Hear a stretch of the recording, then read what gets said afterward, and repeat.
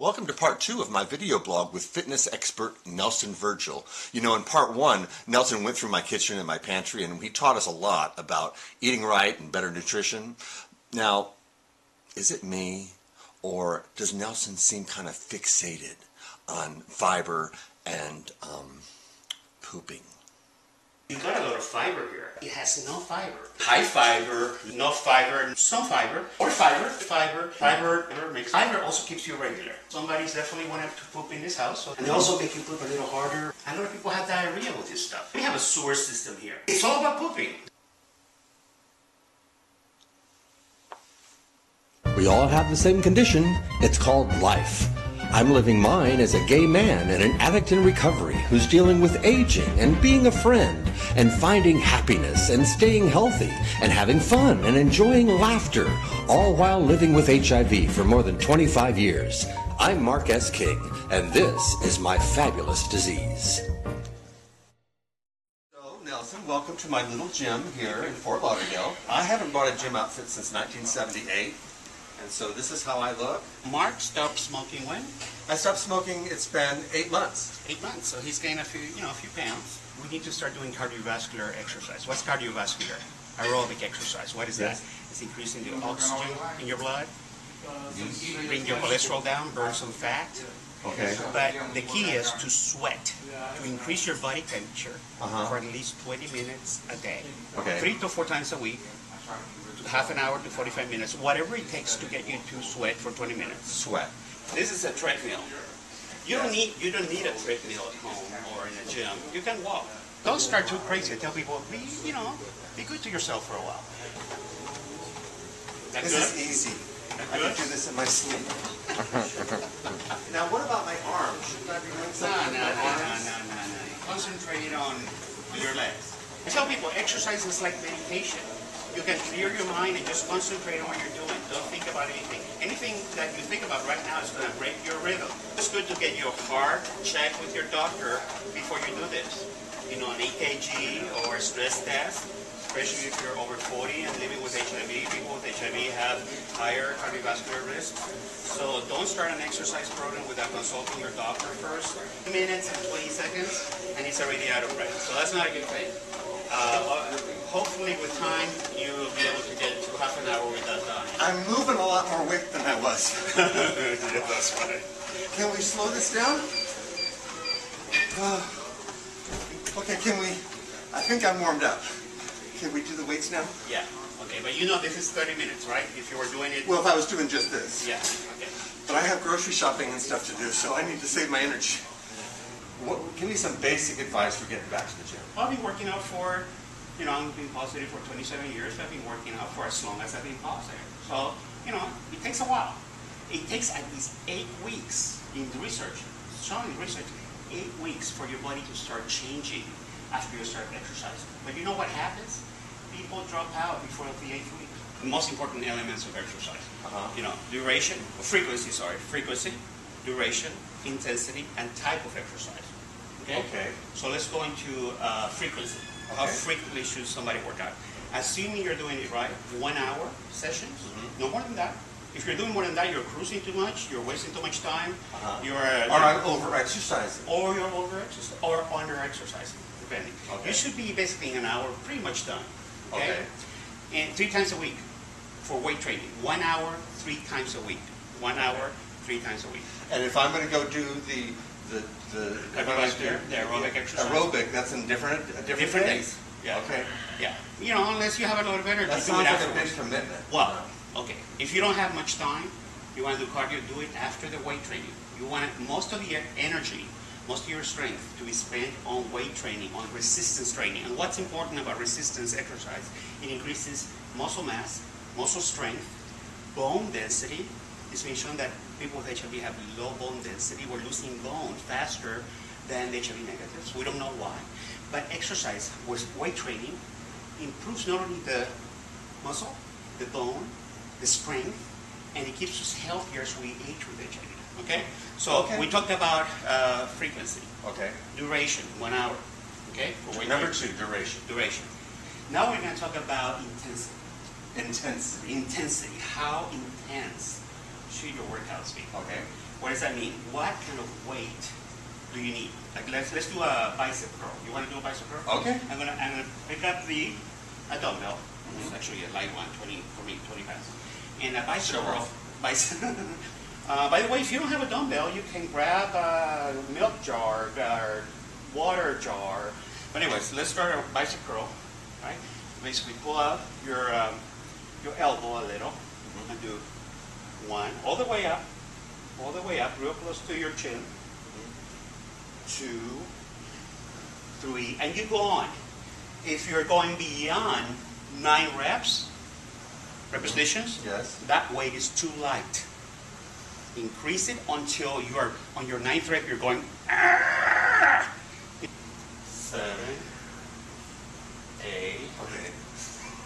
9. Okay. Keep going. You want me to keep going? Keep going. Let me see. Ow. And keep going. 10. 20 pounds is too light for you. You may have to go to 25 maybe, and see if you get to the 9th to 10th rep, and that's all you can do. Even on your first set? Do a very lightweight first, and then do 2 heavy weight sets. As strength increases with time, you have to increase your weights. So Nelson is going to give us a quick tour through the gym and show us different machines and what they're good for. Let me show you this one. This is good for the spine, for the back, for the abdominal area. So basically, you use your shoulders, the pad, right here. Your hand, just let your body in, and then you can do 2 weights. You can raise your legs, and bend them, and breathe out, in and out. Okay? Excellent for the back and for the ass. And the more you do, the better. And the longer you stay here, the better. And of course, go down. Be careful with your head. Yes. All right. Make sure your shoulder blades Yes. are touching. That's what everybody forgets. Shoulder blades touching what? Each other. Touching each other. Oh, like Like that? this. Oh, okay. Always. Not like this. Some people just lay there. Yeah. No. Yes. Okay. It's more effective. Grab the bar. Uh-huh. There are 2 different lines here. Right. Straight to grab it. And go down slow. You don't have to go all the way down to your chest. Uh-huh. And you go up. Once again, 10 reps. If you're doing more than 10 reps, increase the weight. And start very lightly. We put some light weights here. And this is the most effective chest and shoulder. You're actually working the upper body. Now, I'm your spotter, right? You're a spotter. It's always good to have a spotter. Because when you're tired and you want to put your weight back, it's always good to have somebody to help you. Yes. Especially if you're going for heavier weights. Yes. All right. You want to do this one too? Yeah. Go ahead. This is actually good for, you can do this, always do it up front. The bar should be here. Not back here, like most people do. What do you got for your neck? You can injure your neck. Well, I hurt my shoulder. Oh, your Pulling shoulders it too. behind me. And your shoulders too. Right here. So really it's an upper exercise, upper body exercise. So grab the bar. You can start at shoulder width. Yeah. You can also do it lower, closer if you want. Go down. Sit and keep your back straight. Go down to your chest. Yeah. And curve up your back a little again. That's full motion, full range of motion. Right here, keep your back straight. You don't want to do this. You don't want to do this. You're basically using your body weight to pull. Yeah. Here, right? Straight down. But shoulders, people really forget about their shoulders. This is a very easy and effective exercise. I call it the cross. You take dumbbells, right, straight in front of you. Count till 3. 1, 2, 3. 1, 2, 3. Down slow. Okay, there you go. Good. If you do that 3 times, twice a week or so, believe me, your shoulders are going to grow. Now he's going to show us legs. Leg strength is correlated to independence in old age. All of that makes a The lot of sense. stronger you are down here, the less you're going to depend on people. The less that you're going to be walking around with a cane when you get older. That makes a lot of sense. Also, when you work out legs, Uh-huh. your entire body responds. Okay, put your feet right there by the pad. Actually, we have some weight there, some weight. And then just go all the way to the back and slowly down. Okay? 10 reps. Once again, it's the same principle. 10 reps. If you're doing more than 10, increase the weight until you get to that point. And for the quads, basically you do the same. You're racing all the way up. I tell people, don't do it so fast. Just stay right here and squeeze. Squeeze your quads. It's actually your quads. So I got surgery, so squeeze. That's it. That's good for legs. You can do calves. You've gone through my kitchen, and we've worked out, and now you're going to take me to the grocery store and show me some things that I should have in my kitchen? Let's do it, man. We're on our way.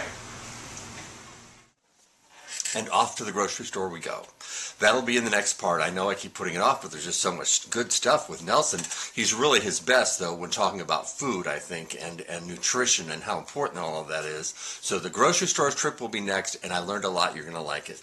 But there's something that happened at the gym that really meant a lot to me. And you know, when he was talking about legs and how important they are because they're our key to independence, he says, you know, being less reliant on a cane or something as we age and get older. And I'm watching this footage as I put it together, and I'm thinking to myself, you know, I'm positive 25 or so years, and he is positive at least that long. And he's talking to me about how to keep my legs healthy, because as we grow old, this is important. Wow, yeah, it was an emotional thing just to watch that and realize how far we've come, how fortunate I am, and that I know that there's so many people who are not as fortunate, even those living today, who are not as fortunate. But the fact is that we live in a world in which two HIV-positive guys, 25 plus years with HIV, can be chatting and teaching one another about growing old. Isn't that great? Anyway. I hope you'll keep watching the videos. I appreciate your support. I'm going to include a lot of links in the written version of this blog posting about some working out tips and things with Nelson, so check that out. As always, thanks for watching. Please be well.